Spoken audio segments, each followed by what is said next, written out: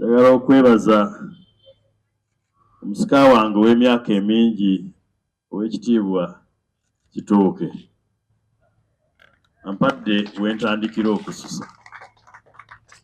Abamu emyaka bwe gyetooloola beerabira nti natuulako mu ofiisi eyo ne njogera ebigambo ebyatuuka n'okunsibya, ate byansibya n'omwana gwe nzaala ne nnyabo anzaala. Mwana wange tukwebaza kubanga otuweesezza ekitiibwa. Omwana gwe ngamba ye Katikkiro wa Buganda. Kubanga omwana omubi avumaganya ani? Nnyina. Naye okuzaala obulungi n'okuza, n'ab'e Buddu bajja ne bagamba nti baakuyonsezaako ku mwana wo. Kale tukwebaza kubanga oli mwana alagika. Kati n'abengeye nabo bakuzaala kasita baba nga buva Buddu. Okwebaza omubaka omukyala ow'ekibuga ky'e Masaka Juliet Nakabuye ebigambo byayogedde ku nsonga oba ku mulamwa gw'emisinde gye tugendamu. Obulamu buno bunyuma nnyo, naye obulamu bunyuma bulamu. Muntegedde? Jjajjange Kabumbuli anyeenyezza omutwe kubanga ategedde kyentegeeza. Obulamu bukunyumira nnyo naye ng'oli mulamu.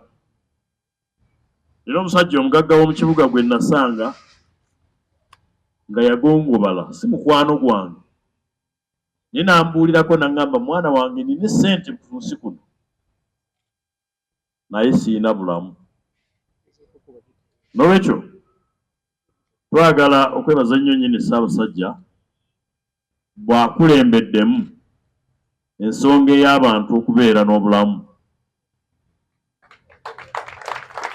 Tuvudde mu mazuukira n'ezijjukira ebigambo Yesu Kristo bye yayogera nti yajja tube n'obulamu, ate obulamu tubeere nabwo nga bungi ddala. N'olwekyo Ssaabasajja omulamwa guno gwe yaleeta ng'alagira ffe abaami abakulembera amaka gaffe okukulemberamu ne kaweefube w'okusigala nga tuli balamu.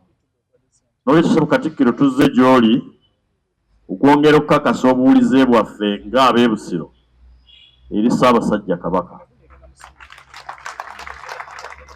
Tuzze gy'oli okukakasa nti tujja kudduka emisinde olw'obulamu, olw'okutambulira awamu n'olw'obuwulize. Buli kitundu mu Uganda wano, ndowooza ne mu nsi yonna, mu biseera eby'enjawulo kibeera n'abakulembeze baakyo Katonda bawadde omukisa. Bw'ogenda e Bukyoli eyo balina abantu be bayita bajjadwongo, abo be baami abaggumidde oba abakakaseemu mu myaka, n'abakyala ba Imaati. Imaati bw'akula n'ayita ku myaka gya Juliet Nakabuye bamuyita ataati nti jjajja. Abantu abo abataka bwe boogera ebintu eby'ensonga, ensi z'ewaabwe ziwuliriza. Naye ensi eziwuliriza ze njogerako ze zisigaza obugunjufu, empisa n'okutegeera okw'abantu abakuziddwa. Wano Ssebo twalina abasajja ba Kabaka, omu yali ava Busiro nga bamuyita Samson Babimululu Kisekka, omulala yava Bukunja n'awaŋŋangukira e Busujju baamuyitanga Abu Kakyama Mayanja, omulala yali w'Ekyaddondo nga bamuyita Sam Kaleganjuba, omulala yali w'e Bugerere nga bamuyita Sam Ssebagereka, omulala yali w'e Butambala nga bamuyita Abe Kafumbe Mukasa. Bwe mba ntandise okukumenyera amannya g'abantu abo nnyinza okusiibawo. Abantu abo baali mu muli era baali kifaananyi ekirabika era ekiragika nga bw'oyambuka enguba eyo wali abasajja ba Martin Alika ab'omulembe ogwaddako baalina abasajja nga Bomala Atubo Okula Park n'abalala ng'abo bwe boogera ku nsonga abataka baddayo ne bagiteesaako ne bagamba nti eddoboozi lyaffe livuddeyo. Nsaba Katonda akuwa ekisa mu mulembe guno oddemu okuzimba eggi erifaananako bwe lityo bw'otandikira ku abo b'olina. Olw'okuba naffe emyaka gyaffe gisemberedde egyo egyabo twabayitanga basajja bakadde naye nga bali mu myaka 4. Kabaka yampa obwami wano nga nina emyaka 27.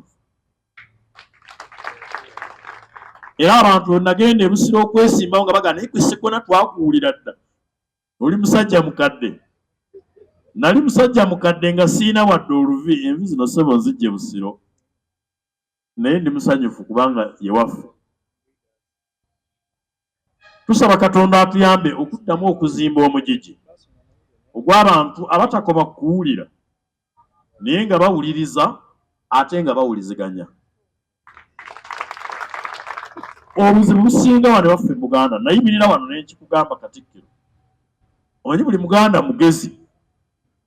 N'olwekyo nsaba Katonda eyatuwa buli Muganda nga mugezi era atuwa omukisa okwongera okufuna okumanya n'okutegeera ate era n'amagezi agamanya eby'abagezi.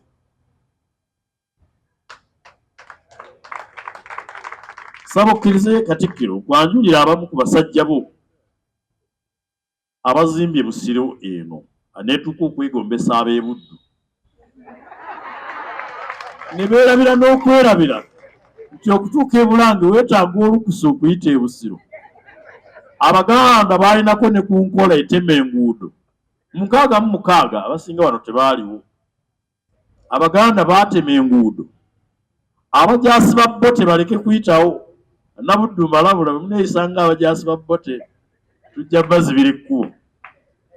Naye kwanjulira omusajjawo Vincent Jakaka Wuwo Kigozi y'omu ku basajja abagundidde namwegomba nnyo mu byebufuzi nga sinnamuwulira era nkiikirira abantu b'e Busiro East.